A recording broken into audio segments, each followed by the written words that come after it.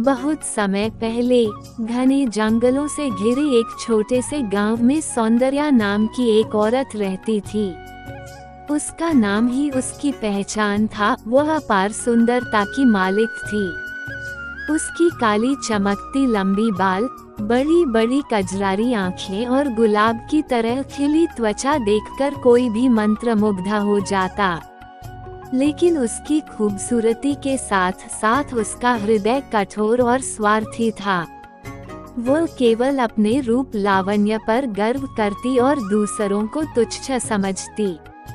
गांव की औरतें उसे पसंद नहीं करती थीं क्योंकि वो उन्हें बदसूरत कहकर उनका मजाक उड़ाती थी। सौंदर्या का घमंड। सौंदर्या का पति राजन बहुत ही नेक और परिश्रमी इंसान था। वो अपनी पत्नी से बहुत प्रेम करता था, लेकिन उसकी स्वभाव से दुखी रहता था। सौंदर्या हमेशा आईने के सामने बैठी रहती और खुद को निहारती।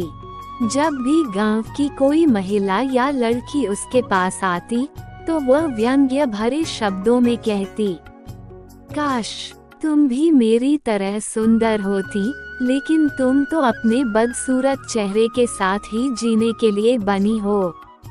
ये सुनकर गांव की औरतें उदास हो जाती, लेकिन सौंदर्या को इसकी कोई परवाह नहीं थी। वह अपने रूप और धन पर गर्व करती और गरीबों से नफरत करती।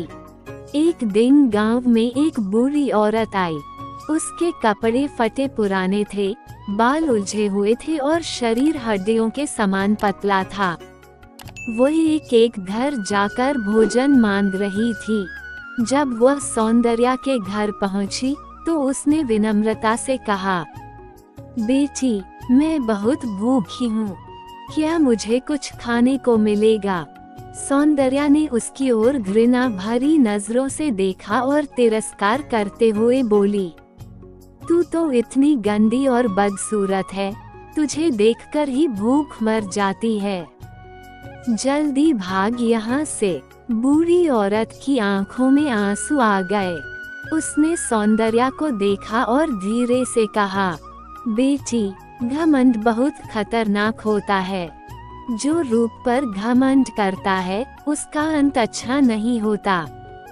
सौंदर्या ठहाका मारकर हंस पड़ी और बोली, बूढ़ी, तू मुझे सिखाएगी? जा यहाँ से, वरना मैं तुझे घर से धक्के मारकर निकाल दूंगी।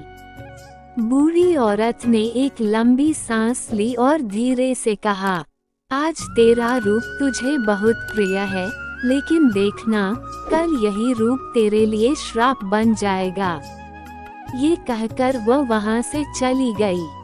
सौंदर्या ने उसकी बात को मजाक समझकर अनदेखा कर दिया। उस रात जब सौंदर्या सोने गई, तो उसे घोर अंधकार से भरे एक भयानक सपने ने जकड़ लिया। उसने देखा कि उसकी सुंदरता धीरे धीरे लुप्त हो रही है। उसका चेहरा विकृत हो रहा है, बाल बेतरतीब और खिचड़ी जैसे हो गए हैं, उसकी चमड़ी सूखकर काली पड़ गई है। वह चीखकर उठी और दौड़कर आईने के सामने गई। लेकिन ये कोई सपना नहीं था, वह वास्तव में एक डरावनी चुड़ैल में बदल चुकी थी। उसके नाखून लंबे और नुकीले हो गए थे, उसकी आंखें खून जैसी लाल हो गई थीं और उसकी हड्डियां उभर आई थीं। वह भय और आश्चर्य से कांपने लगी। सुबह जब राजन उठा और उसने सौंदर्या को देखा, तो वह डर के मारे पीछे हट गया। जब गांव वालों को ये खबर मिली, तो वे भी उसे देखने दौड़े। सौंदर्या जैसे ही घर से बाहर आई, सभी लोग डरकर पीछे हट गए और चिल्लाने लगे, ये तो चुड़ैल बन गई है। बच्चे रोने लगे, औरतें घर के अंदर भाग गईं और गांव के पुरुषों ने उसे गांव से बाहर निकालने की योजना बना ली। अब सौंदर्या का सुंदर चेहरा एक भयानक अभिशाप बन चुका था। कोई भी उसके पास नहीं आता, न ही कोई उससे बात करता। राजन ने भी उससे दूर रहना शुरू कर दिया। वह जंगल में जाकर छुप गई और दिन रात अपने दुर्भाग्य पर रोने लगी। उसे एहसास हुआ कि उसने अपनी सुंदरता पर कितना घमंड किया और दूसरों का दिल दुखाया। उसने अपनी पिछली सभी गलतियों को याद किया, गरीबों का अपमान करना, औरतों का मजाक उड़ाना, जरूरतमंदों की सहायता न करना। अब कोई भी उसके साथ नहीं था। उसने ईश्वर से प्रार्थना की, हे भगवान, मुझे क्षमा कर दो। मैंने अपने घमंड में दूसरों को नीचा दिखाया, लेकिन अब मैं समझ गई हूँ कि असली सुंदरता मन की होती है, न कि चेहरे की। वो कई दिनों तक भूखी प्यासी जंगल में भटकती रही। बूढ़ी औरत की वापसी और आशीर्वाद। एक दिन वही बूढ़ी औरत जंगल में आई और सौंदर्या को देखा। उसने सौंदर्या की हालत देखकर कहा, बेटी, क्या अब तुमने समझ लिया कि असली सुंदरता क्या होती है? सौंदर्या रोते हुए उसके पैरों में गिर गई और कहा, माँ, मुझे माफ कर दो। मैंने बहुत घमंड किया और दूसरों को नीचा दिखाया। अब मैं समझ गई हूँ कि असली सुंदरता अच्छे व्यवहार और करुणा में होती है। बूढ़ी औरत मुस्कुराई और बोली, हर व्यक्ति को दूसरा मौका मिलता है, लेकिन उसे सच्चे हृदय से पश्चाताप करना पड़ता है। उसने सौंदर्या के सिर पर हाथ रखा और आशीर्वाद दिया।